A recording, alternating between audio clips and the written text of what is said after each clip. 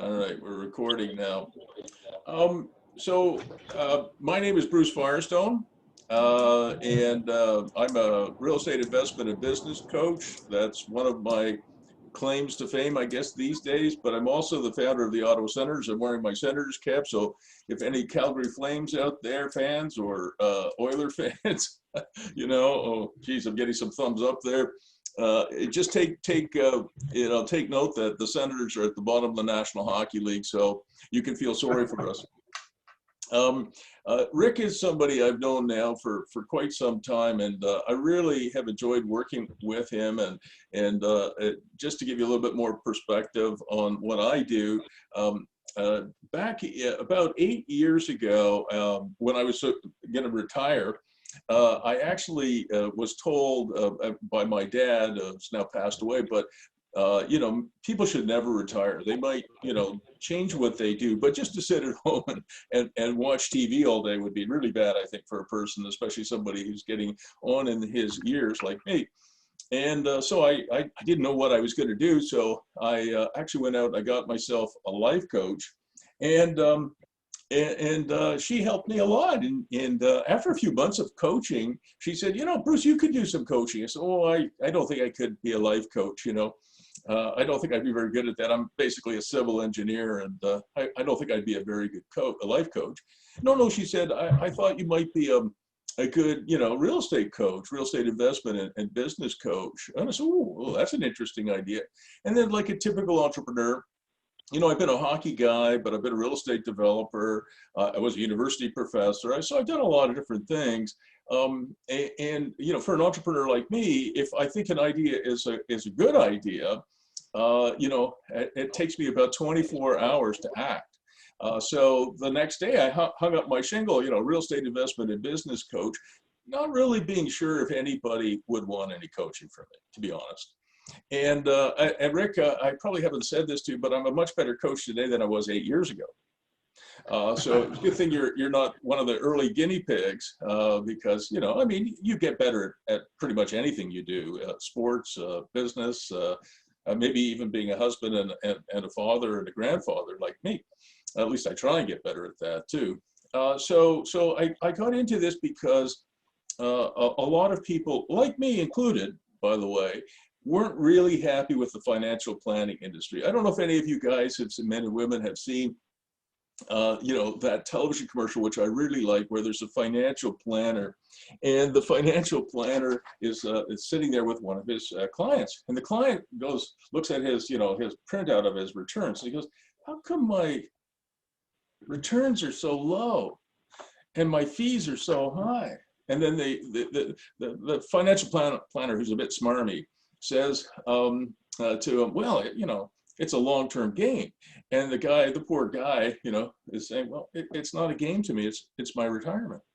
And as I was getting ready to retire, I went and I interviewed so-called 3 top financial planners, and I thought the advice they were giving me was absolutely terrible. And one of them, I remember, said, Bruce, you ought to buy life insurance. I said, life insurance? By that time I was 60. And he said, you ought to buy life insurance. And I thought, And he was trying to sell me a life insurance policy, Rick, that cost $10,000 a month, which is a lot of money. But what he didn't tell me, which I found out later, is if I had been stupid enough to sign that agreement, he would have got an $80,000 upfront commission from it. And so I thought, you know what, this is really bad. And for those of you on the call, I have an NHL pension from my days with the National League, and I put some money into it, and so did players and coaches and managers and owners. And to be honest with you guys, if I had taken that same amount of money and shoved it in my mattress, it would be worth about the same today as it was back then. In other words, it's gone up a little bit, and then in 2008, 2009, it dropped like a stone, and then other things have happened. So really, in 30 years, it hasn't done much for me. So again, I got into this coaching because the only thing that has worked for me and my family really has been owning my own personal business for life, which right now is just a coaching practice. And the other part is real estate investing. And most people who are coaching in real estate investment, real estate development, I hope you guys don't mind me saying this, are really not very good, in my opinion. You know, they teach you how to flip houses. They teach you how to wholesale properties. I get calls like this, Rick. I don't know if I've ever done this one for you. This is like, I could be a stand-up comic in my next life. I get calls like this. You know, hey, Bruce, excuse me for a second. Just so you guys know, I'm expecting a call from a bank that I'm trying to finish a transaction. So if I ever disappear for like 1 or 2 minutes, total apologies. I would never do this, except that my wife and I are trying to close a real estate transaction today. So if I get a call from the bank, I got to take that. So Rick, you're going to take over on a notice like that. I apologize in advance. So anyway, oh yeah, I was doing my comic routine. So I get calls like this. Hey, Bruce, can you find, I hear you know something about real estate. Can you find me a 100-unit apartment building? And it's got to have really great tenants and no deferred maintenance, because I don't want to do any work. And it has to have really good leases in place, so it makes $100 per apartment per month. Free and clear. So I can make $10,000 a month. And oh yeah, it has to be a no money down deal. So I will say to them, did you just take a Rich Dad, Poor Dad course? You know, which are very expensive, Rick, I might add. And they'll say, how did you know? And I said, well, I get a few calls like that. And then I say, well, you know, if I found an opportunity like that, do you think I would call you? And they go, well, why wouldn't you? Okay, so that's pretty easy to dispense with. So most of the coaching, when it comes to real estate, I find is pretty awful, really. And everybody who flips houses, at least in my experience, flips until they flop, and I don't teach that either. So what I started to do was I started to work on something I call animation. It's not Disney animation. It's you know, it's animation is animating properties. And what I mean by that is, how do you add new revenue streams to existing properties? Because there are a lot of people out there who are actually pretty good at cutting costs, you know, finding ways to get your utility bill down. That's very important, and I salute that.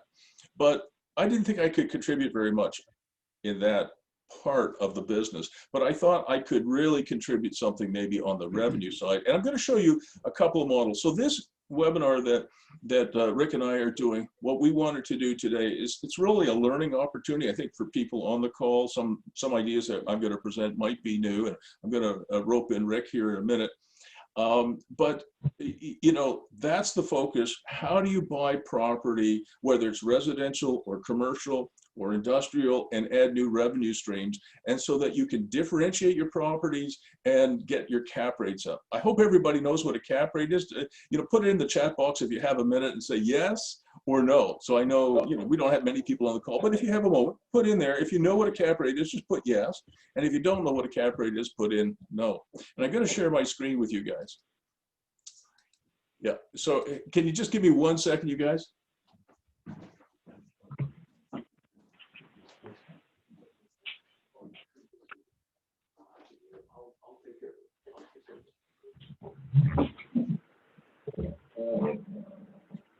I apologize, guys. We're just trying to get this thing done, so I'm going to be in real trouble if I don't get it done, because, you know, it's a transaction and they're expecting a sizable amount of money, and I just got to transfer it so that I can, you know, pay my bills today. All right, so I'm going to share my screen with you guys, and this is a slide deck that Rick and I have been working on. I think we both kind of done it together. And Rick is going to go ahead and develop this model. This is a model that I've got people in the United States. I've got people in Canada. I've got one client, Rick, I didn't tell you this, in Australia, working on this model too. So it's a model that I've been working on for a number of years, and then the people like Rick and others who seem to like the model and are drawn to it are going to work on it too. So it's called Mini Micro Works. That's something that's a name that Rick gave to his project, Mini Micro Works. And we'll just call it MW. And it's not technology, it's not a mini computer, it's Mini Micro Works. It is, in fact, a real estate play in the industrial field, okay? And his tagline, at least for now, is Spaces for Makers and Shakers. So it's about industrial space, but with a new model to it.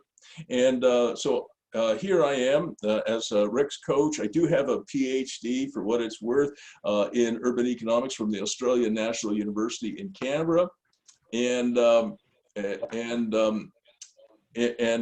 have a Master's in Engineering Science degree from the University of New South Wales in Sydney, Australia, and then I did my undergrad degree in Montreal at McGill. I'm a civil engineer.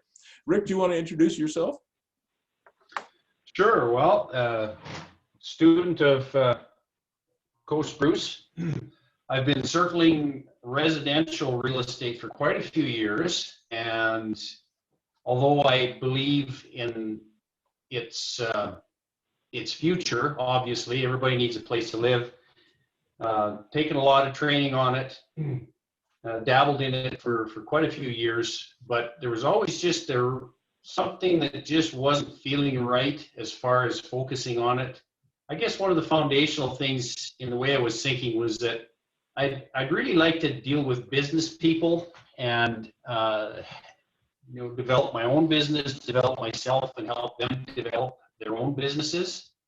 So I got on to Bruce here probably maybe early last year, and watched him operate for quite a while, and made the decision to bring him on as a coach, and it's been just phenomenal.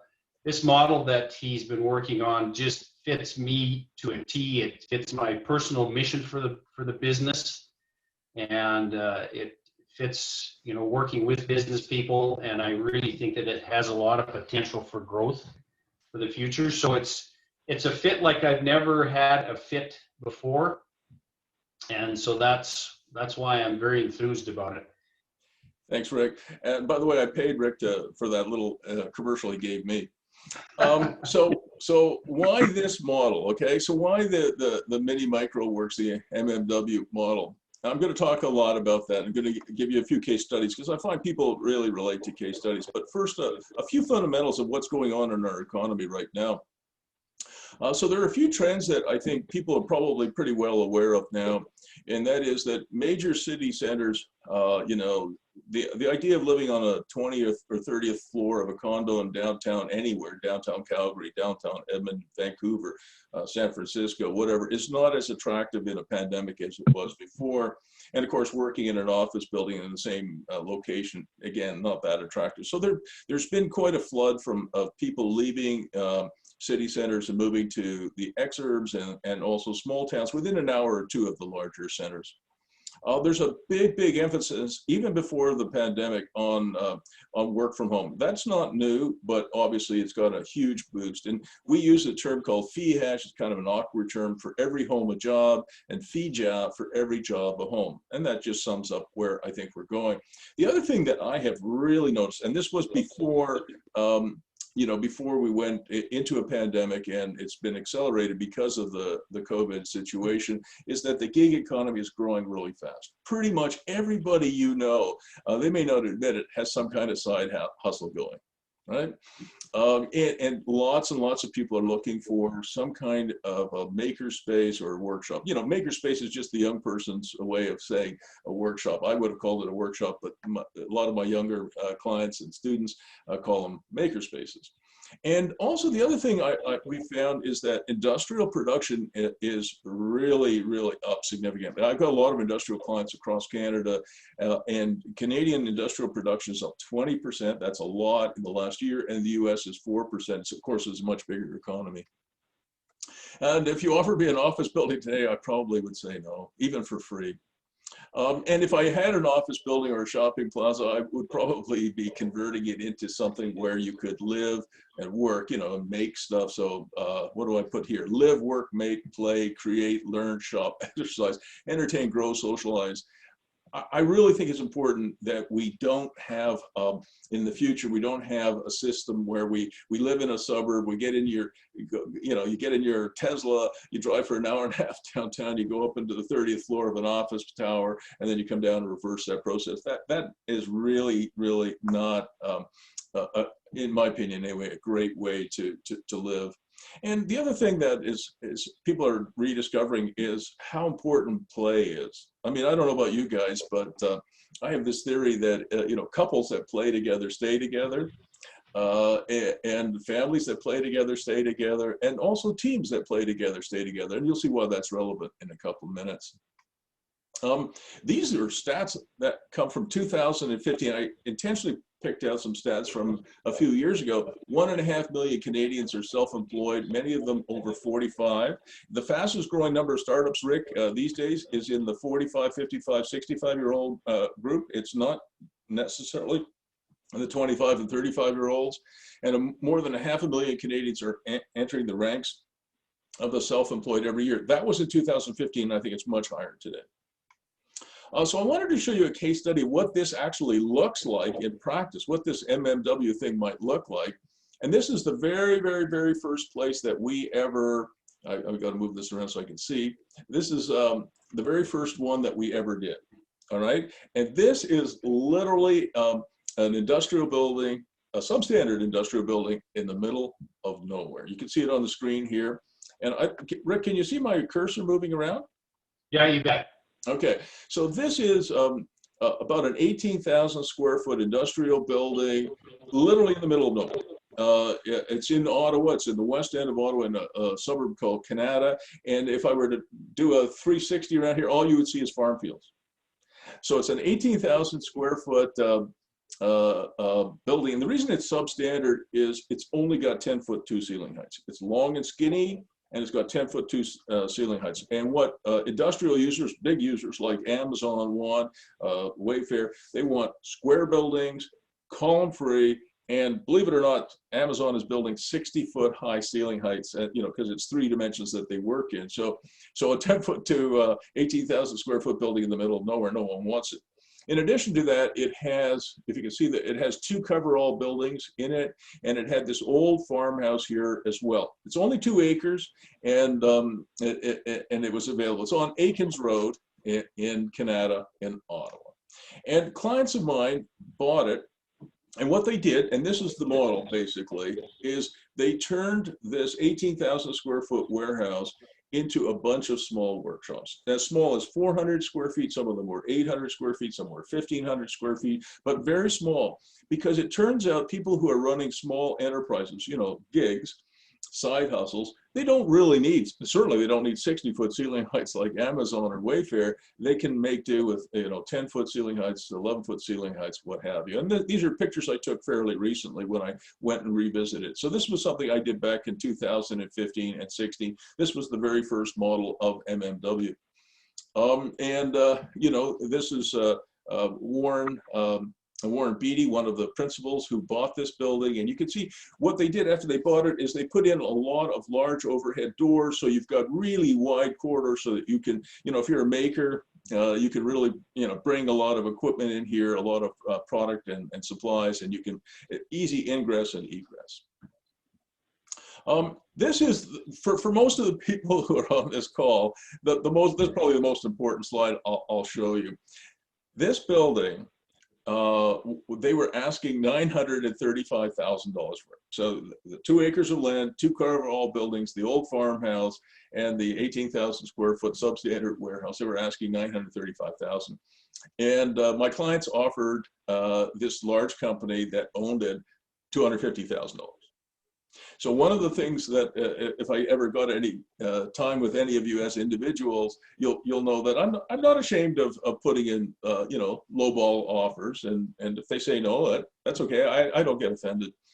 So I put in an offer at 250, and it was rejected. I mean, they said that's a ridiculous offer, but they couldn't sell it. It was on the market for 400 days. That's a long time in what is a pretty good economy. Ottawa's a pretty steady. It's not like Calgary, which goes up and then down, but it's pretty steady in Ottawa. It's not spectacular. It's not like Vancouver or Calgary.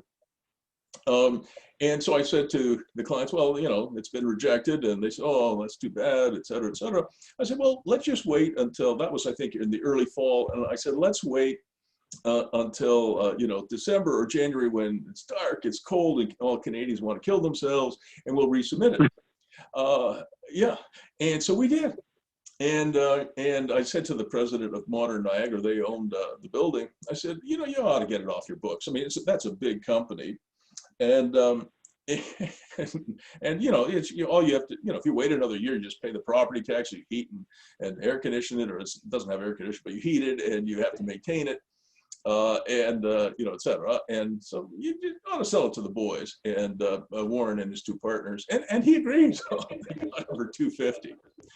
But the idea is you don't want to buy a building, even if it's free, if you don't have a model that will fill it up with paying tenants, right? So just to have an 18,000 square foot warehouse, a substandard warehouse, as I said, that's long and skinny in the middle of nowhere, without a model, you know, without tenants, it doesn't matter if they give it to you for free. That's why I wouldn't accept an office building these days for free, because it's very hard to sign up tenants right now in the middle of a pandemic. But they had a plan, and it was the model that I thought would work. And you've got to understand, guys, that back in 2015, we weren't sure it would work, but we thought it would work, and we thought it was worth the risk. And Warren and Mark and Chris, the three men who bought it, coaching clients of mine, agreed. I did most of the leasing myself. You know, I am a real estate broker too, so I'm armed and dangerous. And to really understand a model, you have to sort of, you know, even if it was a 400 square foot space, you know, I did the leasing myself. I wanted to understand the model, you know, where the rubber hits the road. So we leased the two coverall buildings. One went to Denchem, who does road salt. Another went to Instant Lawns. They do exactly what they sounds like, and the rest went to a huge array of entrepreneurs and I call them gigpreneurs. Most people go, "What the heck is that?" Well, it's just an entrepreneur, but a small gig. At least they start small. And so we have a group in there that does tech prototyping. Another group in there, an Irish carpenter. Another lady who makes, she's an artist. She makes beautiful furniture out of wood pallets. Who knew? Another lady in there who makes beautiful handmade soaps. And on and on and on. There are just any number of gigpreneurs. And of course, that has accelerated in the pandemic. There are more people. I mean, if you're sitting at home, you know, with nothing to do, like 8 million Canadians and I think 30 or 35 million Americans, you might as well start some kind of side hustle. So I think it's even more now. So over the next couple of years, we drove the gross income, you can see it here, gross operating income up. We take off about 34% of gross operating income for OPEX, operating expenses. Nothing to do with the mortgage, just property taxes, insurance, repairs, maintenance, admin costs, property management, vacancy allowance, all that stuff. So they ended up with a net operating income of about $214,000. And the way you value property, commercial property, as well as, you know, triplexes or those 100-unit apartment buildings I mentioned, is you take your net operating income and you divide it by the applicable fair market value cap rate, and that gives you an idea of what the fair market value is. And holy smokes, something they bought for $250,000 is probably worth between $3.5 and $4 million today on an income basis. That is life-changing for Warren and Chris and Mark, and they're fans of mine too. I don't, maybe that sounds a little bit self-serving, but I think they are. And if you refinance it, so I said, guys, don't ever sell this, right? Buy and hold, and you can refinance it in commercial, you know, typically 65% loan to value mortgage, and you can pull out, you know, maybe as much as $1.5 or $2 million in tax-free cash within about 3 years. That's pretty good. That's tax-free because it's just the proceeds of a loan, right? All right, so let's go on to the next one. So that's case study one. And if you have, by the way, if there's any questions at all, put them in the chat box. I'll see them and I'll stop. And there you go. And I just have a couple more. So I wanted to make sure that this webinar isn't just a salesy kind of thing. It's about learning something new. And you know, most people think, as I said when I started, that real estate investing is you buy a townhouse or a house and you rent it out and you hope over the next 20 or 30 years it goes up in value. Maybe you make a little bit of cash flow. I mean, that is one model, but I don't consider that a very good model. And I do have some really good models for the residential side of things, but you know, Rick doesn't really want to necessarily hassle with residential tenants. Commercial tenants and industrial tenants, I love industrial tenants, Rick. You know, if something goes wrong, they don't call you. They just fix it themselves. You know, they put a hole in the wall, they just kind of, you know, put a little parging on it and press on, right? So I really like it. So this is another client of mine. His first name is Shaddy. He lives in the Kitchener Waterloo area in Ontario. I really like his first name, so I call this model Shadow Workspaces. It's very similar to what Rick wants to do. And Shadow is obviously a riff on Cadillac. I hope he doesn't get sued. He did something very similar. This is more recent. He did something very similar to what the boys did on Akins Road. So this is in Kitchener, Waterloo. And you can sort of see on the here, this is another industrial building. It's long and skinny. All right, and again, it only had 11'2" ceiling heights. All right, so again, because it's long and skinny, it has lots of columns in it. No big company, at least in my experience, will rent this unless they're desperate. And because it's only got 11'2" ceiling heights, again, not a chance. So what I said, Shadi, you ought to buy this because I think you're going to get a good deal, and you got a very good deal. And you should do this MMW model or the Akins Road model. And he really liked that idea. So he went ahead and bought it. He's a very young man. I mean, I think he's still in his 30s, but very successful. And you notice here, I said Playland and Food Truck City. So I just want to stop for a moment and just comment on that.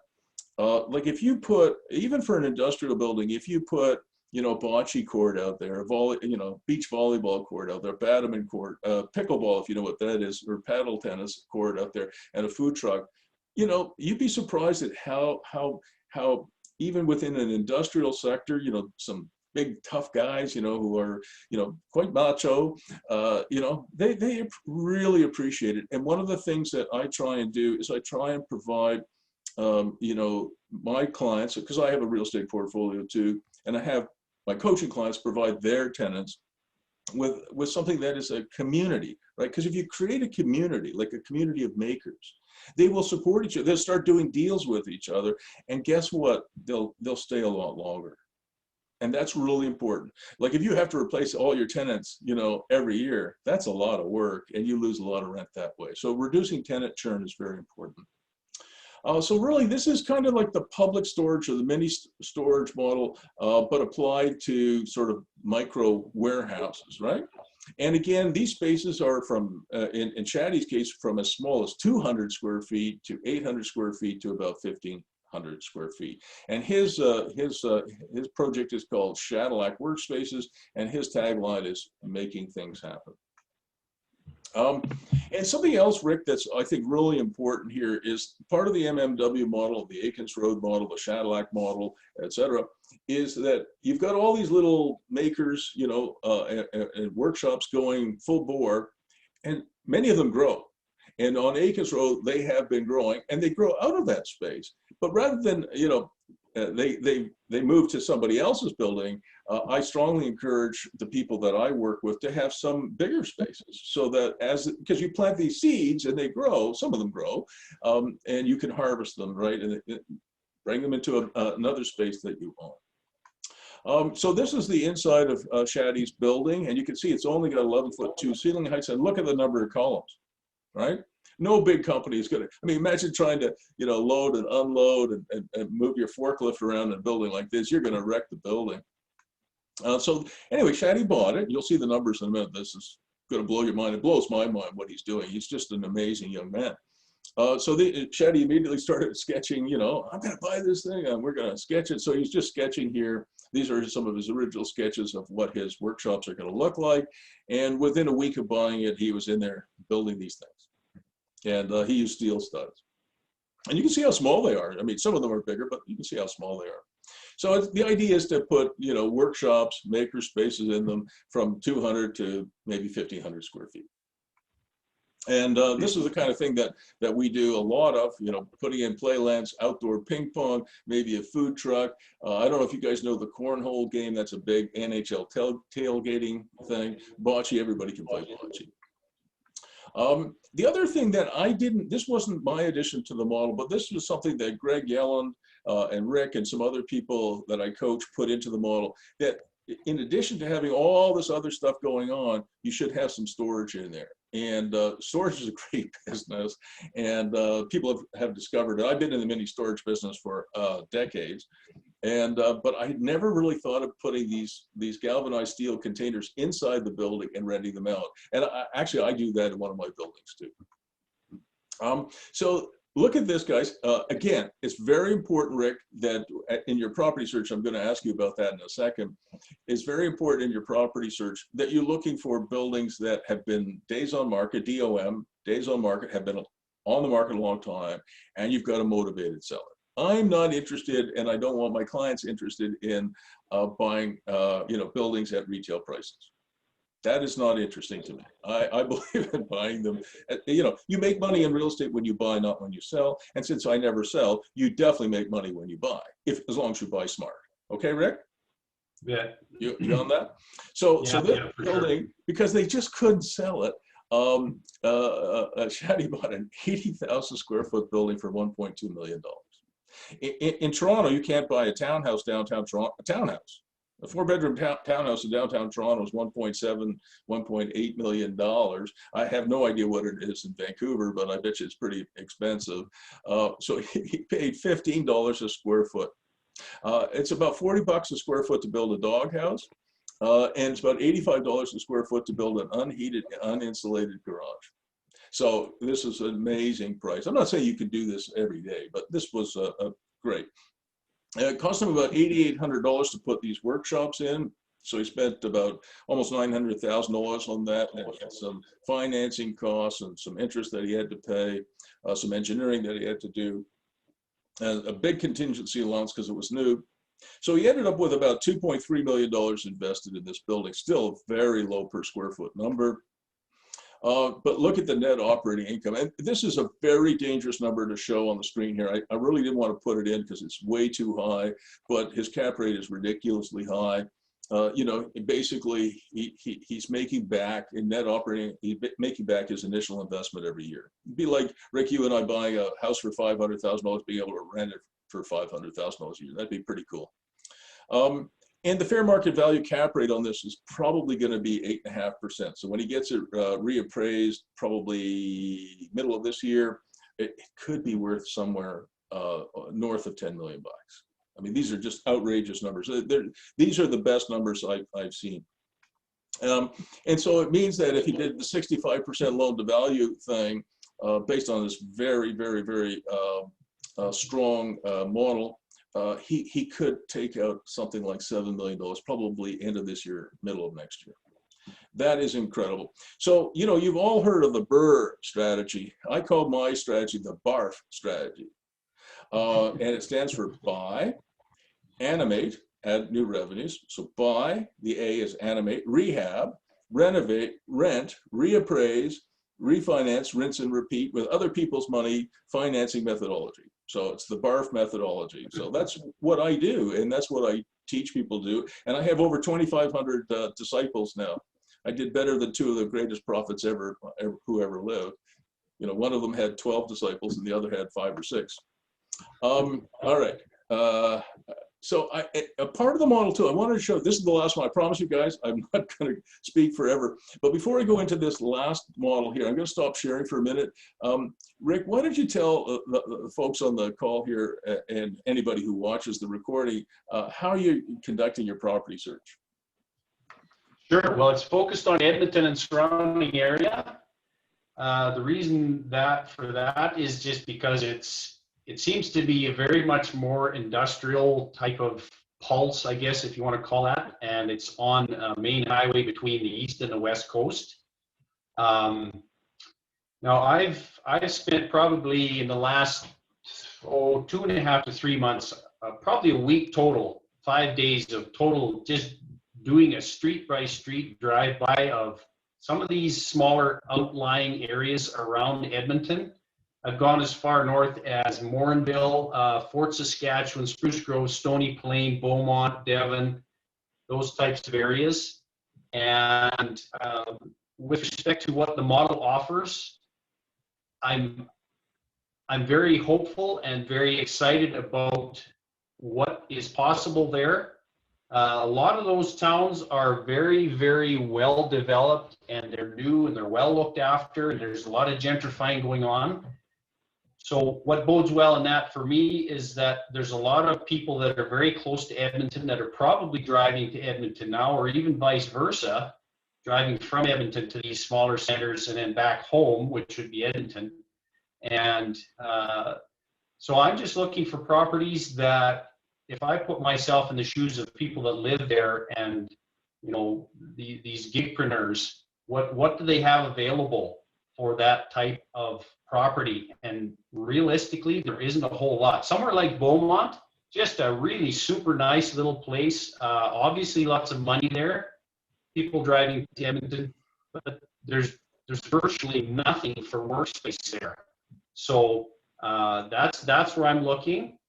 And also, by not focusing solely on Edmonton right in the city, we can look at things like better purchase price, lower taxes, and then situate some of these things closer to where I think a lot of the potential tenants would be oriented. Yeah, I think that's right. I mean, the Akins Road, property showed that for gigpreneurs, if you're running a successful business out of your home, like I have a home office here, I have some computers and, table, that's fine. But this lady who I mentioned earlier makes furniture out of wood pallets. When I met her, she said she has wood pallets piled up in her backyard, in her driveway, in her garage, and in her living room. And her husband finally said, honey, it is time to find a real place. I mean, she's having a lot of success with it. And part of the reason she's having success, it's a really cool model, is that she goes to these moving companies. And if you go to any moving company anywhere in North America, they're going to have piles of these wood pallets in behind their shop, and she'll go to them and knock on the door. Hey, I'm an artist. I use wood pallets to make furniture. Can I take some? And these guys say, well, how much do we have to pay you to take them away? Because they normally either they burn them, or they have to find somebody, they pay them to take it away. She said, no, I'll take it away. You don't pay me anything. Oh, good. Take as many, take them all, So she just had, she had to find not only a shop, but she had to have an outdoor storage area of her own, which we were able to accommodate. So these gigpreneurs, are a little bit different than, say, having a home office. Home office you can do from home pretty much for most of us. But as soon as you start making stuff, we've got one of my buildings, I've got a young woman who makes fantastic, very funky clothes for the internet. Really, really nice stuff. And she's got I have some workshops too, and she's got one of my workshops. She's got like herself and 3 seamstresses working there. At some point, you can't do that at home. You have to move out for a whole lot of reasons. She has an apartment, and she had 1 seamstress working out of the apartment, but when her sales went crazy last year during the pandemic, people were at home and they started shopping and they bought her really, really cool clothing.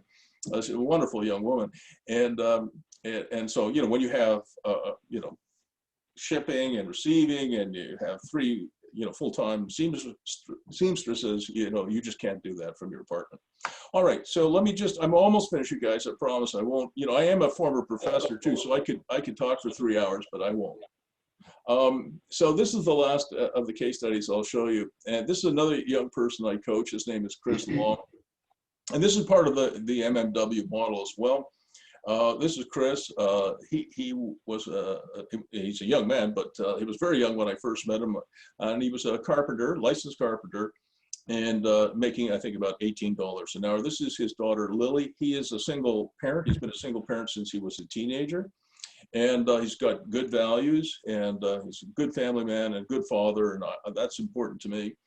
And he wanted to make something of himself, and he has.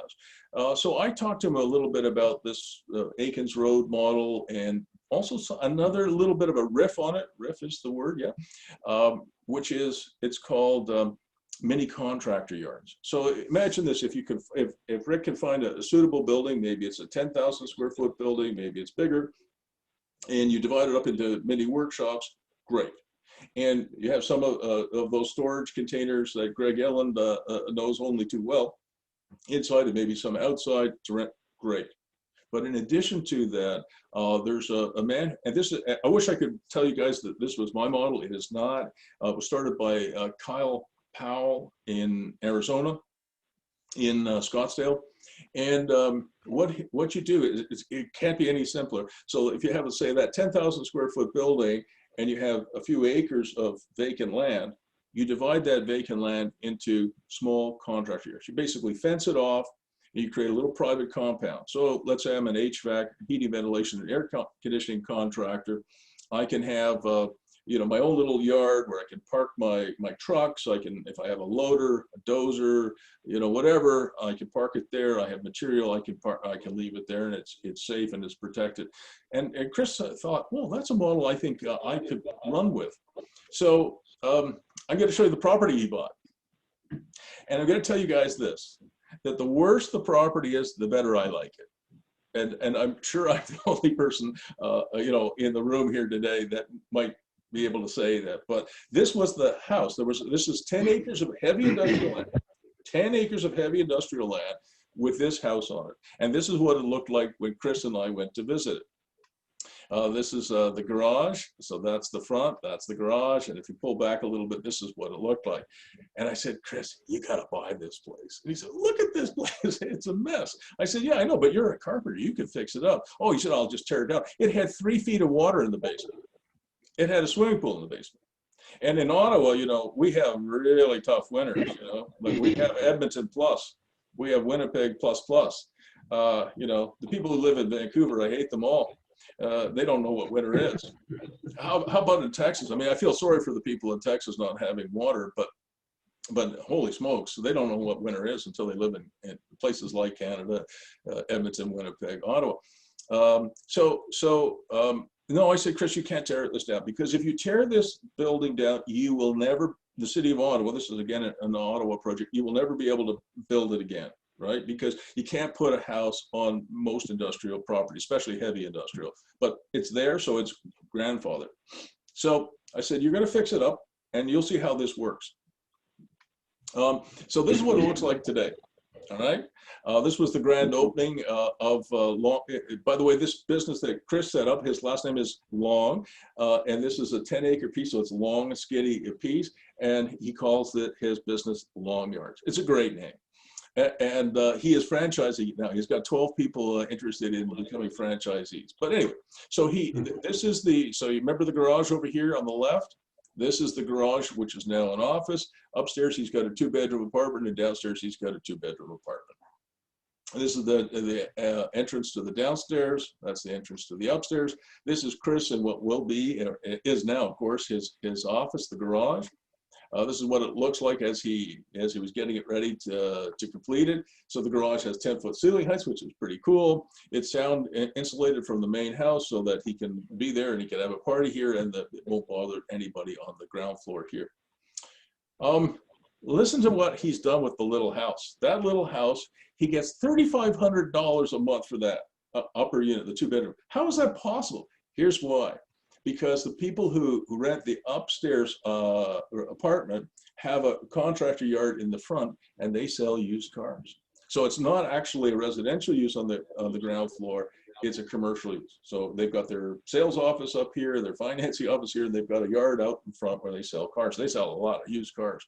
That's another booming industry, by the way, because you don't really want to get on the subway or get it on a bus in a pandemic if you don't have to. So a lot of the people I coach who are in the used car business are doing really well. He gets $1,800 for the lower level. He gets, now it's so popular, he can't even keep his own office. He gets $1,200 for the garage plus a yard. So he gets $6,500 a month from that house, which everybody else would have torn down. This is Lily holding up the card for me to take a picture of on the day that Chris, you know, it was a really nice day. He did not have a lot of the advantages. You know, I got myself a good education. Maybe many people on this call have had lots of opportunities. He came from a very difficult background, and he was a single dad at, I think, 19 or 20. So, you know, I love this guy. I have 5 kids, and 2 boys and 3 girls, and he's another one of my sons. I'll adopt him. This is Chris when he was setting up his first yards. And they have, of course, they have gates that open. They're big gates, usually about 24 feet. And they have privacy screening too, because a lot of these contractors who use his yards have very expensive, you put stainless steel pipe in there, that's worth a lot of money. So they don't want people knowing necessarily what's inside these yards. This is just pictures I took of the, he's got lots of good signage here. Signs work 24/7, 365, and he certainly gets that. This is the plan for long yards as it's built out. It'll be mini contractor yards end to end. Remember I told you it was long, skinny? I wasn't kidding. And this is the really cool part here again. The purchase price was $475,000. He bought this 10 acres of industrial land, heavy industrial land, for $475,000, including that house. And he got 90% seller take-back financing, or vendor take-back financing. So there were two fellows who owned this property. They were from Syria. They put some money into Ottawa, but they were having some issues. I guess back home, Syria's been through some very, very difficult times, and they wanted to get their money out, even if it meant that it took 3 years to get the money out. So Chris didn't have a whole lot of money, and so he needed to do what I call self-capitalization or bootstrap financing. Anyway, it's been a success. He's only half built out now, just simply because, getting money for somebody who doesn't have a lot of money, as everybody on the call knows, and people who will watch this recording know, the Canadian banks only lend money to people who don't need it. So he has to, he has to do all kinds of finagling, and I help him a little bit with that to get the financing. So he's 49% built out. As fast as he can build out his mini contractor yards, he can rent them. And he calls me up just before Christmas last year, 2020, and says, "Bruce, I just got an offer for $3 million for this place." And I said, "Whoa, that's great, Chris. What are you going to do?" He said, "Are you going to sell it?" He said, "Absolutely not. Did you tell me to buy and flip or buy and hold?" I said, "Well, buy and hold." And I said, "If it's worth $3 million and it's 49% built out, what will it be worth when you finish it, either at the end of this year, or probably the middle of next year?" He said, "Probably $5 or $5.5 million. But he said, "Can you imagine me, a young man, obviously, being a millionaire?" He said, "I just never would have believed it, when he was growing up in a very difficult environment." So it's just a great story. I'm sorry, I just love telling it. So Rick, do you want to go through this slide? Sure, can do. Yeah, again, just to make clear, this is information only and polling for interest. Obviously, we don't have the property right now, but as someone once said, should you get the investors first or the property first? And the answer is yes. So these are rough numbers. It could go up, could go down, and depending what people are willing and able to do or want to do or feel comfortable with. So this is just a very generic type of outline of a typical deal that would fit the price range that I'm looking for at least for the first purchase or the first few. And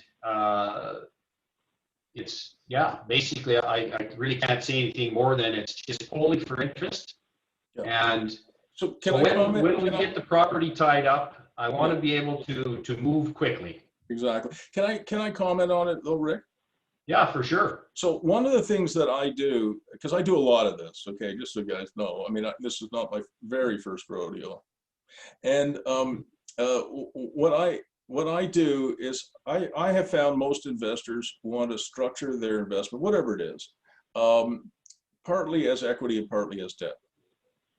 And the reason that they want it partly as debt is they want to get their money back.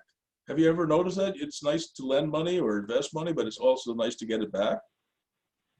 So what way we structure this is pretty typical, is that if somebody were to invest $100,000 in MMW, probably 2/3 of it, about $65,000 of it, would be debt. So the company would owe you guys or whoever invests in this business that money back, $65,000 with some interest. And typically we capitalize that or accrue it for 3 to 5 years. And the reason for that is that in the early days of any business, the cash flow is not as strong as it will be later on. So the neat thing about that is that if somebody put in $100,000, and it is RRSP eligible, if they put in $100,000, they're getting 6% on $65,000 for 3 years or 5 years. And then on the other, the $35,000 remains in the company. That buys you 5% of this business. So if it's something like what Chris Long did and bought a property for $475,000, it's worth $3 million, maybe another year or two it'll be worth $5 or $5.5 million. Imagine owning 5% of that, for $35,000 forever, right? Because that's equity. It just stays in the company and you own it. So you have a very low adjusted cost base of your acquisition of this company, and you get most of your money back, and you can make another investment in another MMW project or something else.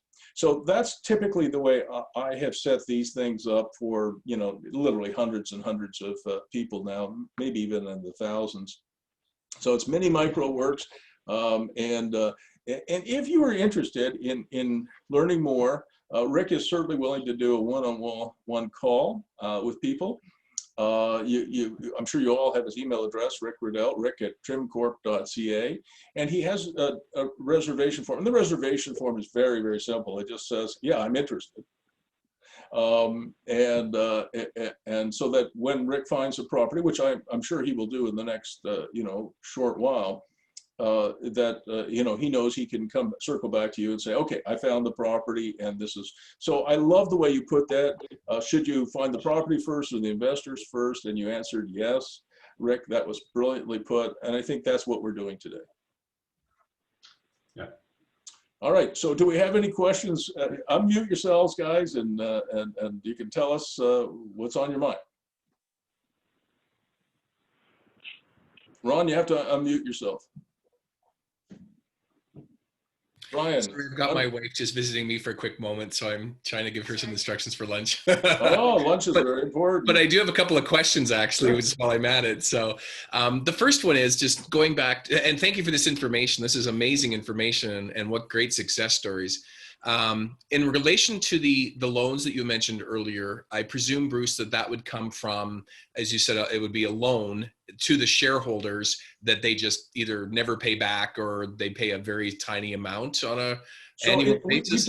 We've done it both ways, Ron, where it's literally just a loan to the company. Forgivable loan. And we've also done it as shareholder loans, right? I'm a lowly engineer, not an accountant or a tax attorney. So, they're always, people have different ways of structuring it. But the basic principle is that most of your money, 2/3 of it approximately, is a loan and comes back to you. And the reason also that I put that in is from because I've invested in a number of these places myself, is that a debt gives you more, in some ways, more control.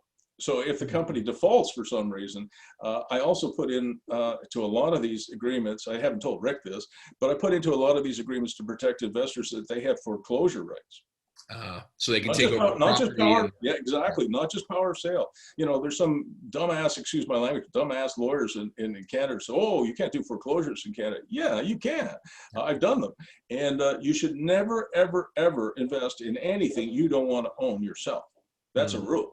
So if I were talking to you, Ron, and Rick wasn't around, I'd say, don't invest in this unless you want to own the damn thing, you and the other people who are investing in it. So that if Rick screws up, if he runs off with a younger woman to Costa Rica, you go, okay, and you kick him to the curb, out he goes, his equity is squashed, and you now own the business.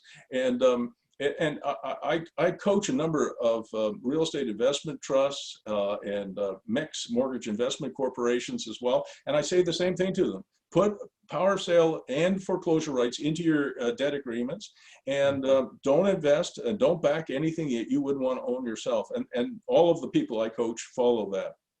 That's great advice. Yeah. So my second question is then about the various makers that are in these various buildings, some of which, sounds like many of which, are manufacturing lumber type products or furniture type products. Yep. How do you deal with things like ventilation and cross-contamination with airflow and those types of? Well, I actually have a commercial building, a much smaller commercial building of my own. It is actually just 4,000 square feet, and it was sitting there empty. It's got like 29-foot ceiling heights, but it was just sitting there empty. I didn't know what to do with it. And so I created inside, in part of it anyway, I created a club. And in that club, I've got about 30 makers. They share the space. And that turned out to be an unbelievable, very, very popular thing, because I could offer, you know, somebody that they could have access to an industrial building for like $135 a month. Wow. You know, plus they have to make, I think, a $15 contribution to power, and then $12.50 contribution to, you know, to cleaning or something like that. So for about $200 a month, you know, you have access to a great space. But think about that. If you have 30 of them, which we have, I think, just over 30 of them sharing that space, it's a club. We make about $4,500. No, it's more than that. It's like $6,000 a month from a 1,500 square foot industrial space. Wow. So there are other things that I wasn't able to go through today, Ron, you know, other riffs on this model that can keep pushing your cap rates up. And in that agreement that I have with all of those members, they all have to have air handling, you know, so they have to have ways to control dust and other things. It's right in their agreement. So, and they all do, because if you're in there with, you know, we never actually have 30 people there at the same time, but if you're there and there's 15 people working away in a makerspace, you know, and there's tremendous dust, that sawdust can cause significant health problems. So there's peer pressure too. Yeah, well, especially with something like MDF or one of the other chemical. Yeah. Oh, for sure. Oh, if you get that in your lungs, good luck. Yeah, it's a bad thing. Okay, and then the third question, I guess, would be, how do you find these makers? What's the routine to get these buildings filled? So, you know, we actually have, for the larger spaces, we do actually expose them on MLS, the multiple listing service, you know, the commercial side of things, and that's a small part of what we do. The major part of it is Kijiji advertising. I don't know if Kijiji is as big in Alberta as it is in Ontario, but you know, we tried. I mean, this goes back now. We've been at it for 6 years. So we started with, we did some Facebook advertising, we did some Instagram advertising, we did some LinkedIn advertising, we did some Twitter stuff, we did all kinds of things, Craigslist, used Ottawa and other things. But the thing that by far was the most effective was Kijiji. So, you know, we spend, for my little 4,000 square foot building, we spend about probably just over $100 a month on marketing. Okay, wow. Great, thank you. And it's been really, I mean, I really enjoy it. It's a model that I am very fond of. And for Chris Long, his number one, you know, sort of marketing thing is the signage. Like he's on a road that has probably 15 or 16,000 cars a day, and it's very heavily industrial. And you know, so he you know, he's done some Kijiji advertising, which has helped, but it's mainly been the on-site signage. I don't know if you saw that, Ron. There's lots of signs, you know, and the whole front of his property is sign everywhere. And that's really important. For my industrial building, it's like, it's hidden, you know, traffic might be 10 cars a day. So that signage wouldn't work for me. So Bruce, I got a couple questions on smaller size stuff. One is for Chris's long yards. What would be the smallest yard that he would have, and what's a typical tenant there? So typically, you know, again, going back to Kyle Powell, who started this model, and Kyle now has, I think, 120 yards. Maybe it's a little bit more than that. He makes about 45 or 50,000 US dollars a month. He's about my age. He's in his 60s, a little younger than me, but in his 60s. And you know, he really loves the business. It is the only business, Ron, you might be interested in this, that it's the only business that I know that is a 4-hour or 5-hour workday. It's, you know, remember that book, The 4-Hour Workweek? That was a terrible book. It really didn't do anybody any favors because I don't know any entrepreneurs who work 4 hours a week. But Kyle proved that you can have a very successful business, work 4 or 5 hours a day. And he loves the business. It's not too, you know, this is not like trying to run Facebook, right? You know, running a company as big as and as complex as Facebook, that's hard work. But these mini contractor yards and MMW models that Akins wrote, these are not rocket science, right? So you can run these businesses quite successfully. It's not zero work. There's no such thing as zero work, but it is 4-hour work day or 5-hour work day, and not too stressful. And what was the question? I lost my train of thought there. Yeah, the smallest yards. What's the typical tenant profile taking those ones? The yards are almost all of them are about 44 feet wide, 100 feet deep. You get about 8 yards to the acre. And one thing that Kyle has taught me and others is that it's very important to have really wide gates, 24-foot minimum gates, because you've got semi-trailers going in there, you've got loaders and dozers and transports and other things coming in and out. If you go with an 18-foot gate or even smaller, 16 feet, you're gonna be replacing them pretty often. Right. So what about the 200 square foot workspace? Who's taking those? Yeah, well, in one of my buildings, as I mentioned, I've got another. I mean, there are a lot of women entrepreneurs now, guys. Just in case you're wondering, I mean, women are not putting. You know, they know that they're gonna, by the time they're in their 50s, 60s, and 70s, maybe even their 40s, they're gonna be on their own because all the men are dead.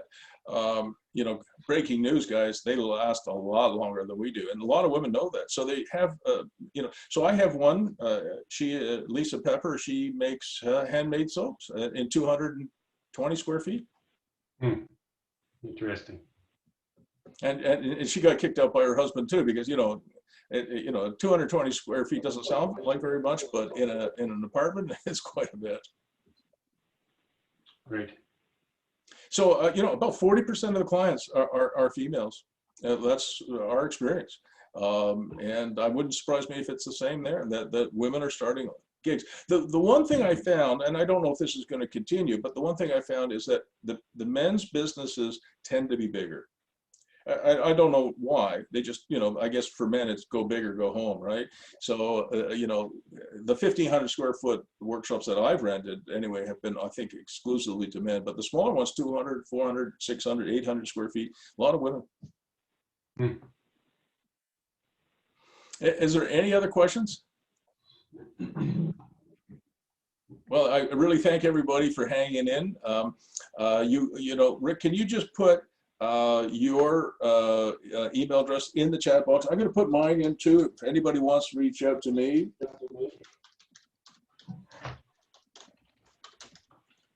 Guess I better get it right. Bruce at Bruce M. Firestone. So if you're interested, you can take my my email address too. It's Bruce at brucemfirestone.com. You have to put the M in there. So Bruce at brucemfirestone.com. I'm on that pretty much 24/7, 364. I only take one day off a year. That's Christmas Day. My wife insists on it. And we've got Rick at trimcorp.ca. So Rick at trimcorp.ca and Bruce at brucemfirestone.com. This will be on YouTube, guys, but not public. All right. So Rick will have an unlisted video. If for any reason you ever wanted to watch it again, which I can't imagine, you can. Rick will have the link in about an hour.